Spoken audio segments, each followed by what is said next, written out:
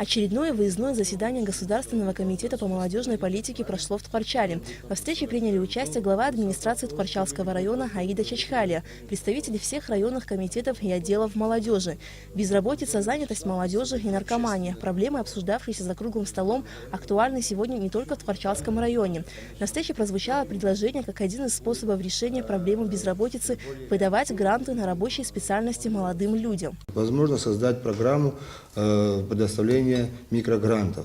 Именно грантов, не займов. Кто-то из молодежи может воспользоваться этими грантами, чтобы увеличить свои навыки предпринимателя и так далее. И, может быть, по этому пути пойдет.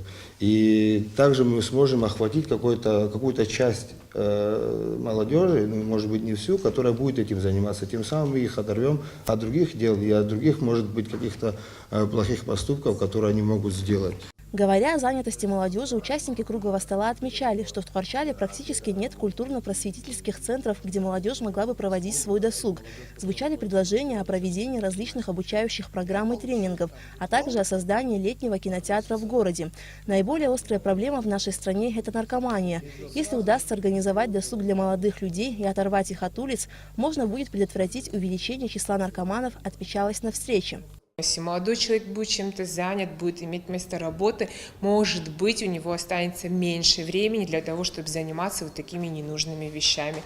Я очень сильно надеюсь, что после этого круглого стола мы сможем как-нибудь привлечь эту молодежь, вытащить ее, как бы грубо говоря, из улицы, предоставить им рабочие места. Но сильно надеемся на то, что мы будем услышаны и эти проблемы будут решаться. Государственный комитет по молодежной политике намерен провести подобные выездные заседания во всех районах Абхазии для выявления проблем непосредственно на местах, а уже после находить пути их решения. Мы выработаем сначала именно соответствующие мероприятия и акции, и что нужно для этого сделать, а потом уже можно их будет озвучить, потому что сейчас мы пока их выявили и наметили темы, которые нужно будет разработать.